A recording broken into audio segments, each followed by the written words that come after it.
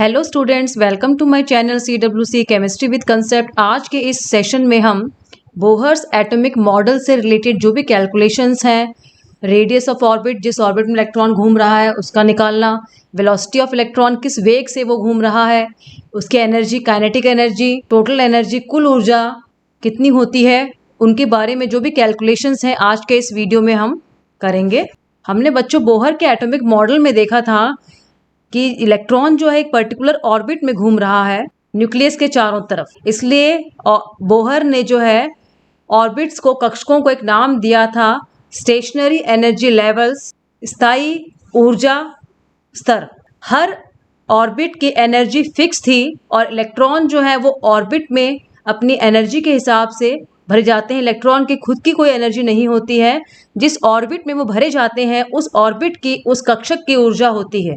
मैंने आपको एक एग्जाम्पल भी देके बताया था कि क्लास में बच्चों को बिठाने के लिए अलग अलग सीटें लगाई गई हैं। स्टार्टिंग की रो में 3 सीट लगी हुई हैं, उसके बाद में कुछ जगह छोड़कर आगे की पंक्तियां, रोज लगाई गई हैं, लेकिन 2 पंक्तियों के बीच में जगह खाली है। उसी तरह से एटम के अंदर भी जो ऑर्बिट है उनके बीच में जगह खाली है और वहां पे इलेक्ट्रॉन नहीं पाया जाता है।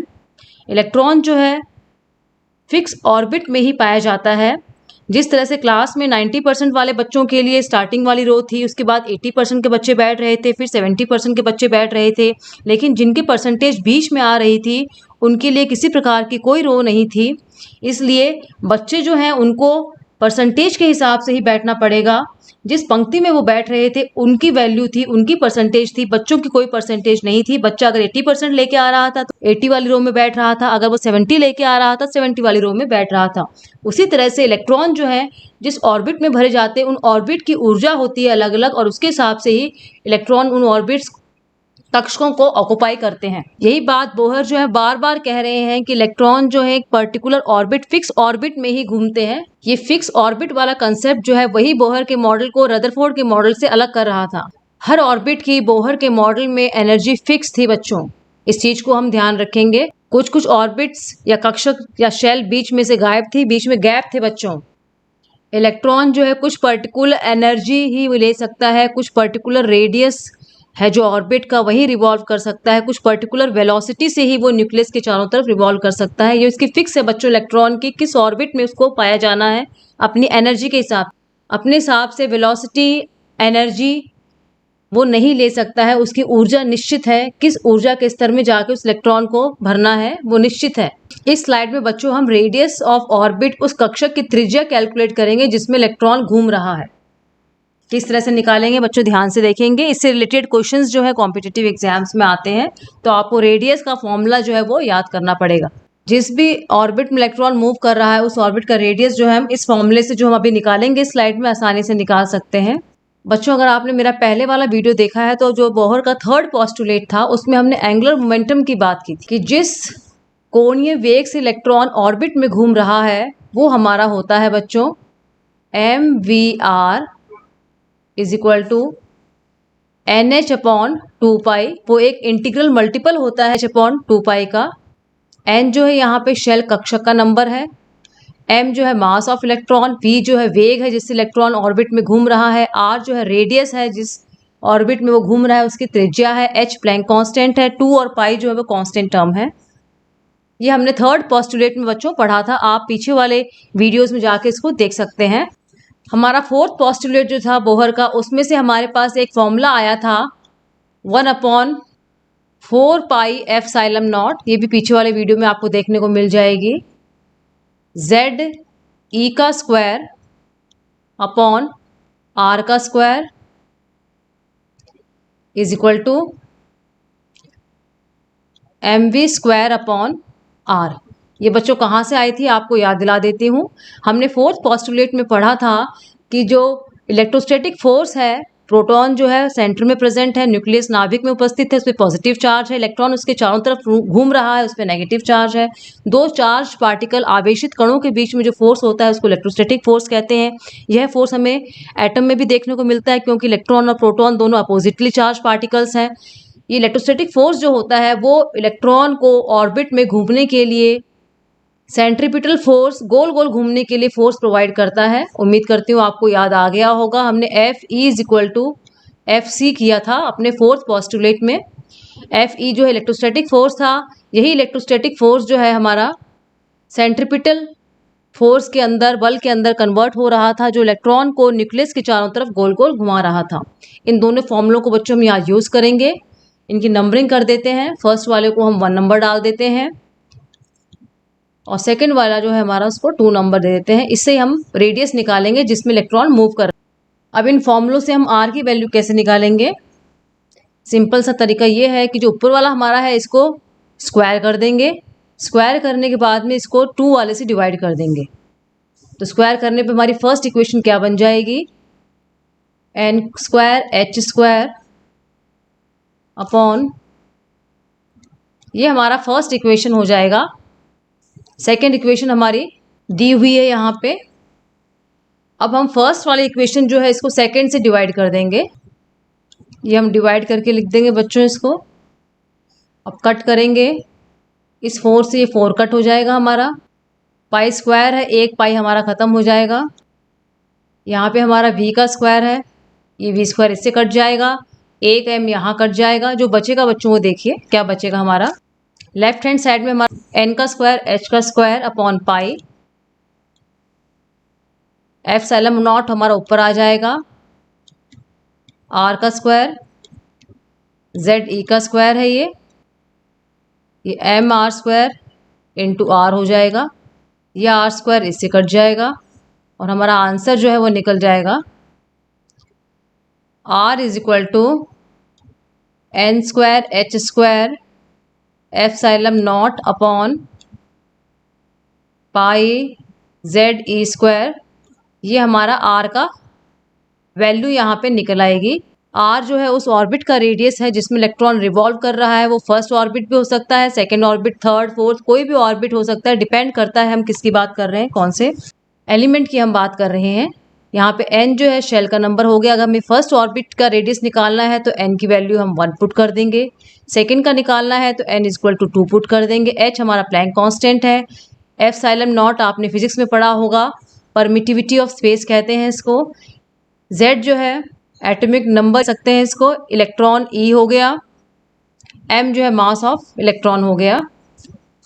आगे आने वाले स्लाइड में बच्चों इसका हम और सिंप्लीफाई इस फॉर्मूले को हम कर लेंगे।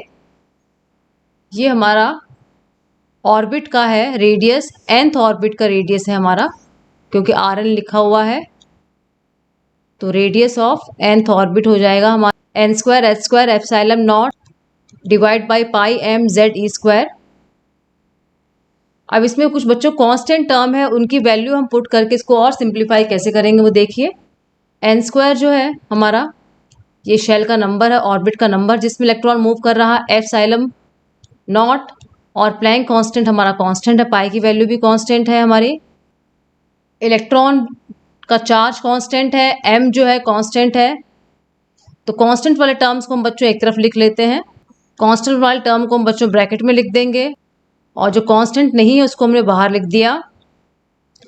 इन सब की वैल्यूज़ बच्चों पुट करने पे जो हमारा आंसर आएगा वो देखिए। तो Rn हमारा आ जाएगा वैल्यूज़ पुट करने के बाद में 0.53 into N square upon Z.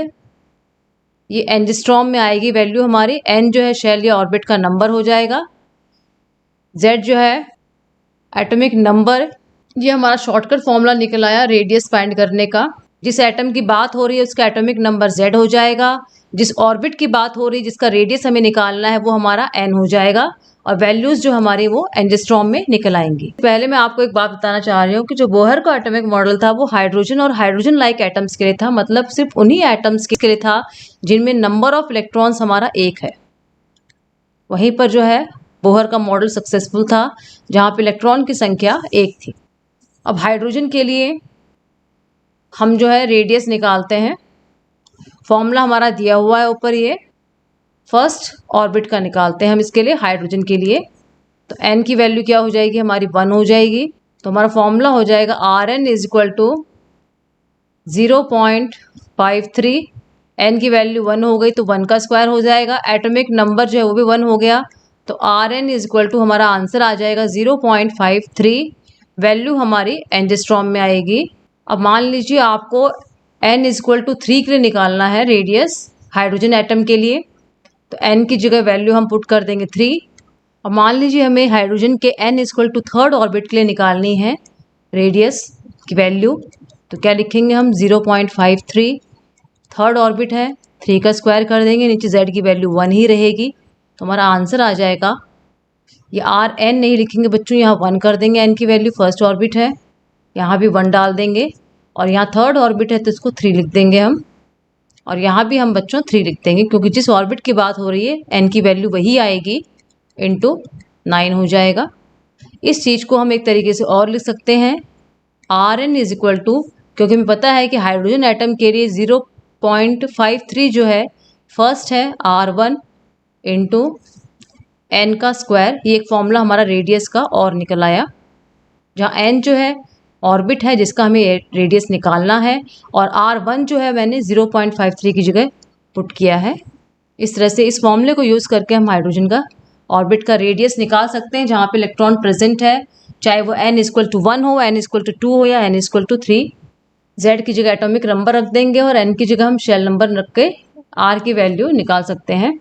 तो बच्चों आपको रेडियस का बड़ा वाला फॉर्मूला और मैंने आपको शॉर्ट फॉर्मूला दोनों ही बता दिए हैं। क्वेश्चन को पढ़ने के बाद में आपको जो भी सूटेबल लगे वो फॉर्मूला आप यूज़ कर सकते हैं। अभी भी मैंने आपको बताया है कि जो बोहर का मॉडल था वो हाइड्रोजन और हाइड्रोजन लाइक एटम्स के लिए वैलिड था। तो हाइड्रोजन लाइक एटम्स में कौन कौन से आएंगे, ये हाइड्रोजन हो जाएगा एक, तो जिसमें एक इलेक्ट्रॉन है। इसके बाद हम बात करते हैं Li प्लस प्लस की, इसमें भी एक इलेक्ट्रॉन है हमारा। B प्लस प्लस, इसमें भी एक इलेक्ट्रॉन है। और हीलियम जो है इस पर अगर एक प्लस का निशान है तो इसमें भी एक ही इलेक्ट्रॉन है। लिथियम पे वैलिड नहीं है बोहर मॉडल, लेकिन Li2 प्लस पे, Be3 प्लस पे, He प्लस पे वैलिड है। ये सिंगल इलेक्ट्रॉन स्पीशीज़ के लिए ही वैलिड है, जहाँ पे सिंगल इलेक्ट्रॉन हमें देखने को मिलेगा वही जो है बोहर मॉडल सक्सेसफुल है।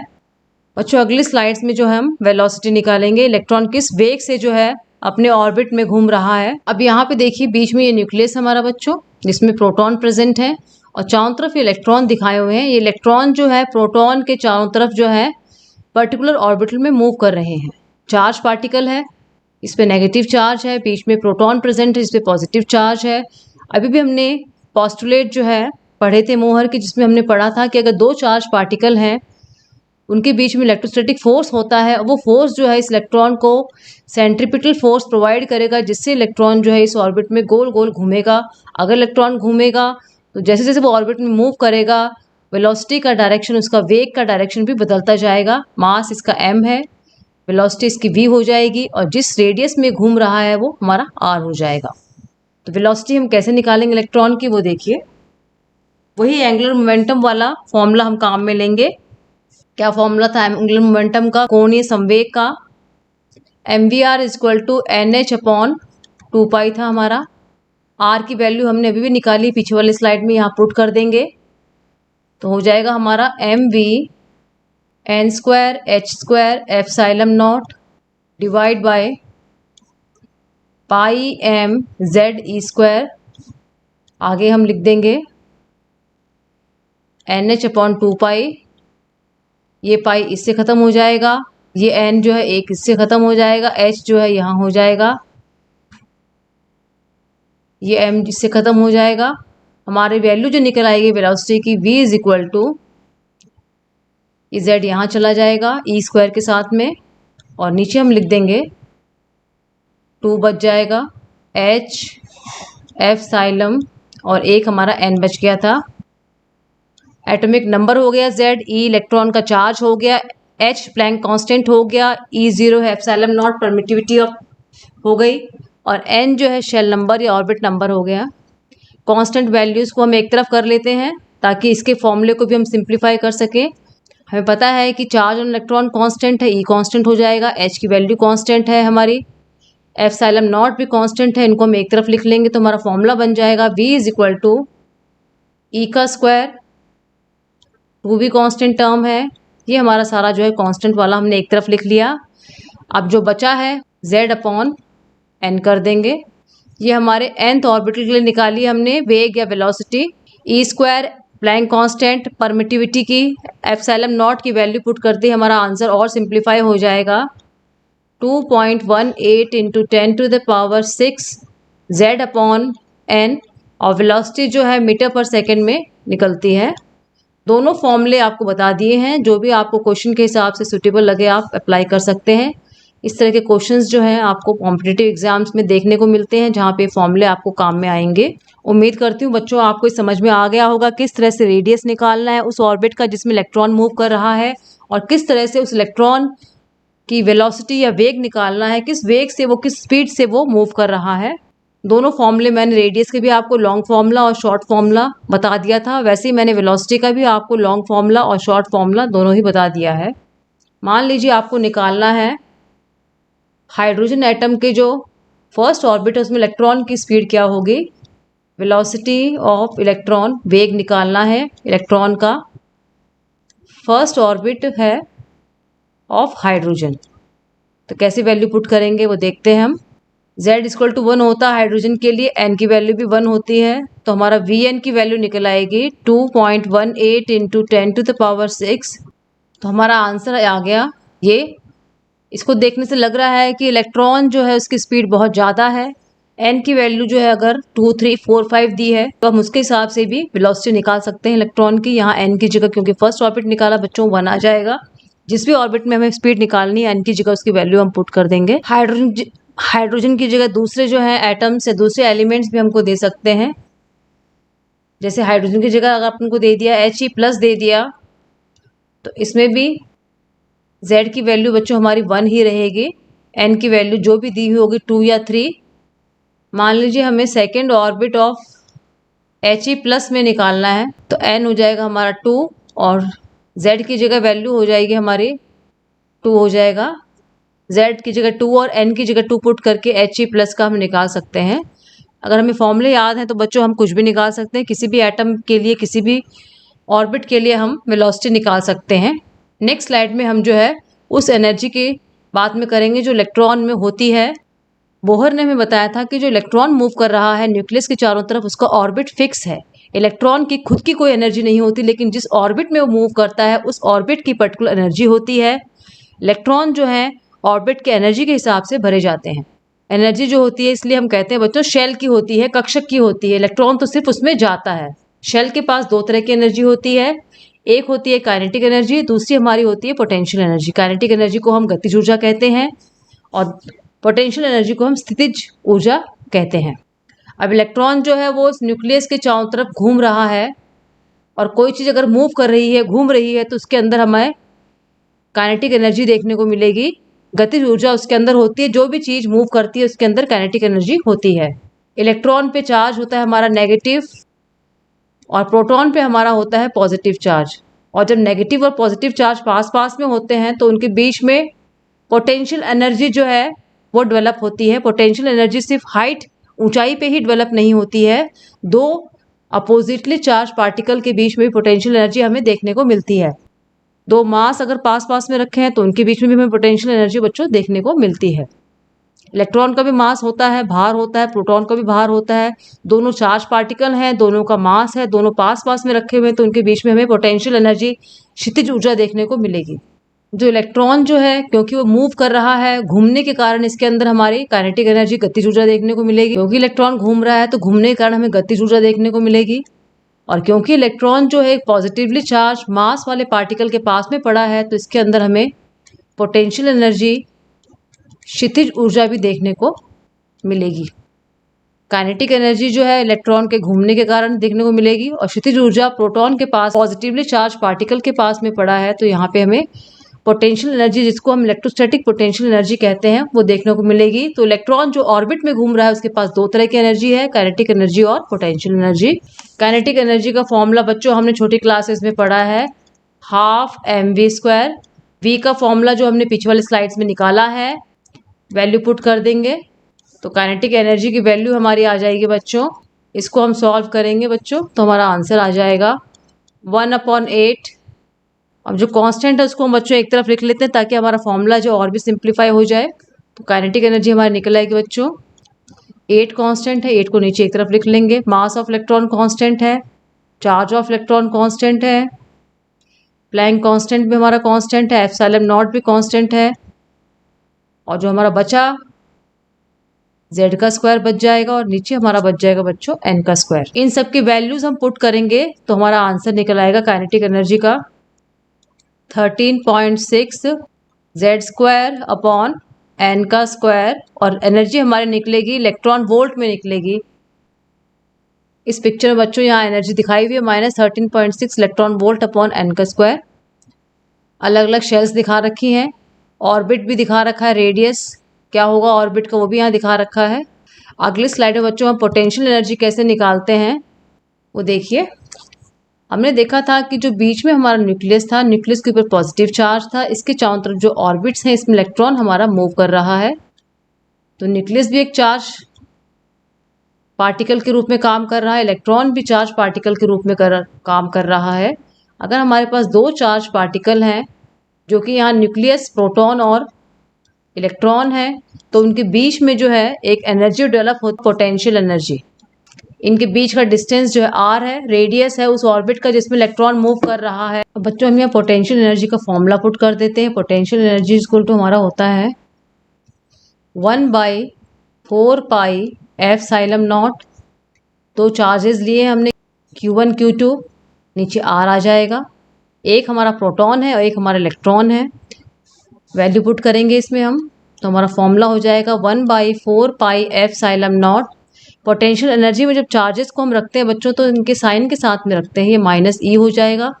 प्रोटॉन जो है z, e रख देंगे, इस पर प्लस का निशान यहाँ आ जाएगा। इसको हम और सिंप्लीफाई करेंगे तो हमारा बन जाएगा 1/4 पाई एप्सिलॉन नॉट, माइनस को यहाँ सामने लिख देंगे हम, ZE का स्क्वायर। नीचे जो है हमारी R है, R जो हम पिछले स्लाइड में बच्चों निकाल चुके हैं, R की वैल्यू हम यहाँ पुट कर देंगे जो हमारी होती है n square h square epsilon not, और जो नीचे वाला टर्म है इसका वो ऊपर चला जाएगा पाई m ZE का स्क्वायर। जो कटता है उसको हम काट देंगे, पाई पाई हमारा कट जाएगा। जो बचा है उसको हम एज इट इज़ लिख देंगे 1/4 एप्सिलॉन नॉट का स्क्वायर, n का स्क्वायर, h का स्क्वायर हमारा नीचे बच गया, ऊपर हमारा हो जाएगा z का स्क्वायर e का पावर 4 m आ जाएगा। हमने पिछली वाली स्लाइड में बच्चों काइनेटिक एनर्जी की फॉर्मूला देखा था, यहाँ मैं फॉर्मूला दोबारा लिख रही हूँ। इस फॉर्मूले को, पोटेंशियल एनर्जी वाले फॉर्मूले को हम काइनेटिक एनर्जी वाले फॉर्मूले से बच्चों कंपेयर करेंगे। काइनेटिक एनर्जी का हमारा फॉर्मूला था m e का 4, नीचे 8h का स्क्वायर, एप्सिलॉन का स्क्वायर था, एप्सिलॉन नॉट का स्क्वायर था, z का स्क्वायर अपॉन n का स्क्वायर था, जिसकी वैल्यू हमने निकाली थी 13.6 इंटू z का स्क्वायर अपॉन n का स्क्वायर। इलेक्ट्रॉन वोल्ट्स में ये वैल्यू हमारी निकली थी। पोटेंशियल एनर्जी वाली जो फॉर्मूला निकला, इक्वेशन निकली है, इसको हम कंपेयर करना चाह रहे हैं काइनेटिक एनर्जी वाले से। हम देखेंगे कि यहाँ पे नीचे बच्चों 4 है और यहाँ पे नीचे 8 है, तो हम फर्स्ट वाली जो हमारी निकली है ये इक्वेशन पोटेंशियल एनर्जी को, इसको हम पूरे को 2 से मल्टीप्लाई कर देंगे तो हमारा क्या आंसर हो जाएगा। देखिए, मल्टीप्लाई हम इसलिए कर रहे हैं ताकि हम इसको काइनेटिक एनर्जी से कंपेयर कर सकें या पोटेंशियल एनर्जी को काइनेटिक एनर्जी के टर्म्स में लिख सकें। ये हो गया 1, नीचे 8 हो जाएगा 2 से मल्टीप्लाई करते ही। बाकी टर्म्स हम एज इट इज़ लिख देंगे, ऊपर से भी 2 मल्टीप्लाई कर दिया हमने, z का स्क्वायर e का 4 और m हो जाएगा हमारा ऊपर। अब जो कांस्टेंट टर्म्स हैं सिंप्लीफाई करने के लिए फॉर्मूले को हम एक तरफ लिख देंगे। कांस्टेंट हमारे हैं m mass of electron, charge on electron, divide by 8 हमारा कांस्टेंट है, ये हमारा प्लैंक कांस्टेंट हो जाएगा। एप्सिलॉन नॉट भी हमारा कांस्टेंट है, बगल में हम लिख देंगे z का स्क्वायर और नीचे हमारा आ जाएगा n का स्क्वायर और 2 जो है हम यहाँ लिख देंगे इसको। ये पूरी जो हमारी टर्म है ये वाली बच्चों, इसकी जगह हम लिख सकते हैं, ये देखिए काइनेटिक एनर्जी, इसको हम लिख सकते हैं। तो 2 तरीके हैं इसको लिखने के, मैं लिख के दिखा रही हूँ आपको। या तो इसको लिख दीजिए ke इंटू 2 हो गया, तो पोटेंशियल एनर्जी हमारा हो जाएगा potential energy equal to ke into 2। एक तरीका और है, ये देखिए कैसे लिखेंगे, इस पूरे टर्म की जगह हम वैल्यू पुट कर देंगे 13.6, तो पोटेंशियल एनर्जी हमारा हो जाएगा 13.6। ये हम nth सेल के लिए निकाल रहे हैं, यहाँ पे n लिख लेंगे सबकी जगह, क्योंकि जब तक हम n की वैल्यू पुट नहीं करते हमारे nth सेल के लिए निकलेंगे। जैसे ही हम n की वैल्यू पुट कर देते हैं तो वो हमारे उस ऑर्बिट की पोटेंशियल एनर्जी निकल आती है। इसकी जगह मैंने 13.6 लिख दिया बच्चों, बाकी बचा हुआ ऐसे कैसे लिख देंगे अपॉन n का स्क्वायर इंटू 2, या फिर इसको कह सकते हैं कि पोटेंशियल एनर्जी जो है nth सेल की वो 2 टाइम्स हो गई, माइनस का निशान यहाँ आएगा, माइनस का निशान लगा लेंगे आप, 2 टाइम्स 13.6 इंटू जेड का स्क्वायर अपॉन एन का स्क्वायर। ये हमारी वैल्यू निकल आई पोटेंशियल एनर्जी की। तो हमने बच्चों काइनेटिक एनर्जी और पोटेंशियल एनर्जी दोनों देखी इलेक्ट्रॉन की।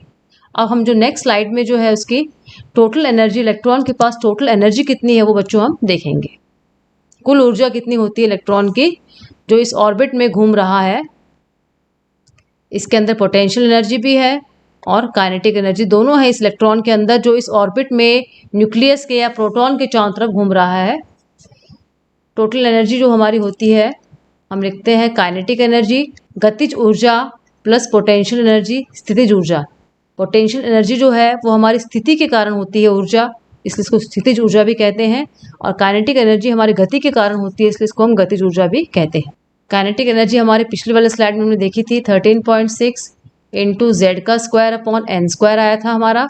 और बच्चों पोटेंशियल एनर्जी जो हमारी आई थी माइनस में थी 2 इंटू 13.6 इंटू जेड का स्क्वायर अपॉन एन का स्क्वायर हमारी वैल्यू आई थी पोटेंशियल एनर्जी की। इनको हम सॉल्व करेंगे तो हमारा क्या आंसर निकलता है। जब इन दोनों को सॉल्व करेंगे तो हमारा आंसर आ जाएगा -13.6 इंटू जेड का स्क्वायर अपॉन एन का स्क्वायर इलेक्ट्रॉन वोल्ट इसका हमारा हो जाएगा। टोटल एनर्जी बच्चों हम ध्यान से अगर देखेंगे तो ये वैल्यू हमारे नेगेटिव में आ रही है, तो किसी भी शेल की टोटल एनर्जी जो है हमेशा नेगेटिव ही आएगी, चाहे वो कोई सा भी ऑर्बिट हो जिसमें कक्षक हो जिसमें इलेक्ट्रॉन मूव कर रहा है। अब टोटल एनर्जी हमारे बच्चों नेगेटिव क्यों आई है ये देखिए। हमें पता है कि जो बीच में न्यूक्लियस प्रेजेंट है उस पर पॉजिटिव चार्ज है और जो इलेक्ट्रॉन जो है उसके ऊपर नेगेटिव चार्ज है। यहाँ पिक्चर में देखिए आप, इलेक्ट्रॉन को जो है न्यूक्लियस ने पकड़ रखा है, इलेक्ट्रॉन की एनर्जी जो है वो नेगेटिव है, टोटल एनर्जी जो है वो नेगेटिव है। जितनी नेगेटिव में होगी अगर उतनी ही एनर्जी उसको पॉजिटिव में दे दी जाए तो इलेक्ट्रॉन जो है उस ऑर्बिट से निकल के बाहर चला जाता है, जिसको हम आयनन ऊर्जा कहते हैं या फिर आयोनाइजेशन एनर्जी कहते हैं, जो रिक्वायर्ड होती है इलेक्ट्रॉन को अपने ऑर्बिट से निकालने के लिए। उस ऑर्बिट में जब इलेक्ट्रॉन प्रेजेंट है उसके पास जितनी ऊर्जा है उतनी ही ऊर्जा अगर हम अपोजिट साइन किसको दे दें तो इलेक्ट्रॉन अपना ऑर्बिट छोड़कर बाहर निकल जाता है, जिसको हम आयनाइजेशन एनर्जी आयनन ऊर्जा भी कहते हैं। जैसे यहाँ डायग्राम में बच्चों देखेंगे n इक्वल टू 1 है, n इक्वल टू 2 भी दिया हुआ है, n इक्वल टू 3 भी दिया हुआ है। हाइड्रोजन एटम के लिए हम कैसे निकालेंगे वो देखिए। nth शेल है ऑफ H एटम, हाइड्रोजन जो है इसके लिए Z इक्वल टू 1 होता है, तो टोटल एनर्जी का फॉर्मूला हम लगा देंगे -13.6 इंटू 1 लगा लीजिए। फर्स्ट शेल है 1 हो जाएगा तो -13.6 आ जाएगी फर्स्ट शेल के लिए। यहाँ हम लिख सकते हैं -13.6 एनर्जी जो हमारे बच्चों इलेक्ट्रॉन वोल्ट में आएगी, और सेकंड शेल के लिए हमारी एनर्जी जो हो जाएगी -3.4 इलेक्ट्रॉन वोल्ट सेकंड शेल की हो जाएगी, और थर्ड शेल के लिए हमारी हो जाएगी। ये वैल्यूज़ जो है एनर्जी की हम n की जगह 1 2 3 पुट करके यहाँ निकाल सकते हैं फॉर्मूले में। टोटल एनर्जी का जो फॉर्मूला मैंने अभी निकाल के बताया उसमें n की जगह 1 2 3 पुट करेंगे तो अलग अलग ऑर्बिट्स की टोटल एनर्जी निकल आएगी। थर्ड की हमारी आ जाएगी -1.51 इलेक्ट्रॉन वोल्ट। ऐसे हमारे फोर्थ के लिए वैल्यू आ जाएगी -0.85 इलेक्ट्रॉन वोल्ट। ये हम सिर्फ हाइड्रोजन एटम की बात कर रहे हैं, बच्चों कंफ्यूज नहीं होंगे। ये जो मैंने अलग अलग वैल्यूज बताई हैं आपको टोटल एनर्जी की, ये n equal to 1, n equal to 2, 3 और 4 ये हाइड्रोजन एटम के लिए हैं। ये बच्चों आपको याद करना पड़ेगा। बच्चों ये डायग्राम में बीच में आपको न्यूक्लियस दिख रहा है, इसमें प्लस का निशान है। फर्स्ट सेकंड थर्ड 3 शेल दिखाई दे रही हैं आपको डायग्राम में। जब इलेक्ट्रॉन फर्स्ट ऑर्बिट में प्रेजेंट है तो उसकी एनर्जी मैंने लिखी हुई है -13.6 इलेक्ट्रॉन वोल्ट। सेकेंड की भी लिखी हुई है बच्चों यहाँ पे, थर्ड और फोर्थ की भी यहाँ पे दी हुई है। जब इलेक्ट्रॉन न्यूक्लियस के पास में होता है, न्यूक्लियस पे पॉजिटिव चार्ज है, इलेक्ट्रॉन पे नेगेटिव चार्ज है, तो इलेक्ट्रॉन जो है वो टाइटली बंधा हुआ है, वहाँ से वो नहीं जा सकता। जैसे n=1 शेल जो है वहाँ का इलेक्ट्रॉन प्रेजेंट है तो उसकी एनर्जी जो है -13.6 इलेक्ट्रॉन वोल्ट है। अब अगर हम चाहते हैं कि इलेक्ट्रॉन यहाँ से निकल जाए तो इसको +13.6 इलेक्ट्रॉन वोल्ट हम एनर्जी दे देंगे तो इलेक्ट्रॉन यहाँ से कूद के जो है बाहर चला जाएगा। और इसी एनर्जी को जो इलेक्ट्रॉन को निकालने के लिए रिक्वायर्ड होती है हम बच्चों आयनाइजेशन एनर्जी भी कहते हैं। नेगेटिव एनर्जी का मतलब है इलेक्ट्रॉन जो है बंधा हुआ है प्रोटॉन से, न्यूक्लियस से। अब क्योंकि इस पर माइनस का निशान है इसलिए मैंने आपको बता दिया कि इसको +13.6 इलेक्ट्रॉन वोल्ट एनर्जी हम दे देंगे, ऊर्जा दे देंगे, तो वो इस ऑर्बिट को छोड़कर बाहर चला जाएगा। हम लोग ध्यान से अगर देखेंगे तो पाएंगे कि जैसे इलेक्ट्रॉन जो है बाहर की तरफ मूव कर रहा है उसकी एनर्जी बढ़ रही है। -13.6 इलेक्ट्रॉन वोल्ट कम होती है -0.85 इलेक्ट्रॉन वोल्ट से। जब इलेक्ट्रॉन जो n=4th ऑर्बिट में है बच्चों तो इसकी एनर्जी ज़्यादा है, n=1 ऑर्बिट के कंपैरिजन में बाहर की तरफ जो ऑर्बिट है उनकी एनर्जी ज़्यादा है। -13.6 जो है ये बच्चों इसकी मिनिमम एनर्जी है, सबसे कम एनर्जी है।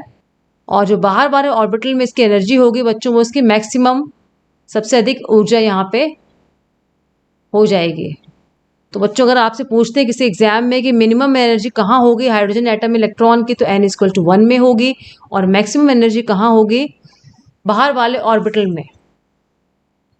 अगर हमें मैक्सिमम एनर्जी निकालनी है तो n की जगह जो है सबसे बाहर वाला जो ऑर्बिटल है, इन्फिनिटी पे जो ऑर्बिटल है वो वैल्यू पुट कर देंगे तो हमारी एनर्जी निकल आएगी 0। इस वाले फॉर्मूले में आप n की जगह इन्फिनिटी पुट करके देख लीजिए तो एनर्जी हमारी टोटल एनर्जी 0 आ जाएगी। मैक्सिमम एनर्जी जो है इन्फिनिटी वाले शेल में, बहुत बाहर वाले शेल में होती है जहाँ पे इलेक्ट्रॉन प्रेजेंट होता है हाइड्रोजन एटम के। अगर किसी इलेक्ट्रॉन की हम एनर्जी कहते हैं 0 है, इसका मतलब इलेक्ट्रॉन जो है इन्फिनिटी पे जा चुका है, अपने उस एटम को, ऑर्बिट को छोड़ के बाहर जा चुका है, इसका आयनाइजेशन हो चुका है, वो इलेक्ट्रॉन वहाँ से निकल चुका है, उसको उतनी ऊर्जा मिल चुकी है जिसके कारण वो अपनी जगह छोड़कर बाहर एटम के आ गया है। अब अलग अलग ऑर्बिट्स जो है बच्चों इसकी एनर्जी लिखी हुई है। n=1 में जो इलेक्ट्रॉन है इसको मैंने अभी बताया था आपको, +13.6 इलेक्ट्रॉन वोल्ट इसको एनर्जी देंगे तो ये बाहर निकल जाएगा। n=2 में जो इलेक्ट्रॉन है इसको अगर +3.4 इलेक्ट्रॉन वोल्ट एनर्जी हम देंगे तो ये बाहर निकल जाएगा क्योंकि इसकी एनर्जी टोटल 0 हो जाएगी। और 0 एनर्जी बच्चों कब होती है, मैंने अभी भी आपको बताया है कि n=इन्फिनिटी पे होती है। जैसे इसको हम +3.4 इलेक्ट्रॉन वोल्ट की एनर्जी देंगे इसकी एनर्जी 0 हो जाएगी। इसका मतलब ये n=इन्फिनिटी वाले शेल में ऑर्बिट में चला जाएगा। जो थर्ड ऑर्बिट में इलेक्ट्रॉन है जिसकी एनर्जी -1.51 इलेक्ट्रॉन वोल्ट है, इसको अगर हम +1.51 इलेक्ट्रॉन वोल्ट एनर्जी देंगे तो इसकी एनर्जी भी हमारी 0 हो जाएगी। इसका मतलब ये इलेक्ट्रॉन भी यहाँ से छोड़कर इन्फिनिटी पे चला जाएगा।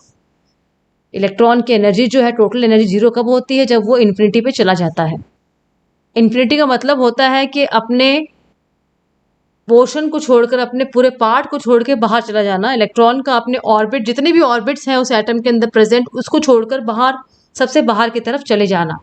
बच्चों उम्मीद करती हूँ कि आपको ये कैलकुलेशन समझ में आए होंगे। आपको वीडियो अच्छा लगे तो लाइक कीजिएगा, अपने फ्रेंड्स को शेयर कीजिएगा। जो बच्चे मेरे वीडियोस को पहली बार देख रहे हैं वो चैनल को सब्सक्राइब कर दीजिए, बेल आइकन प्रेस कर देंगे तो आपको आगे आने वाले वीडियोस की नोटिफिकेशंस टाइमली मिल जाएंगे। थैंक यू बच्चों।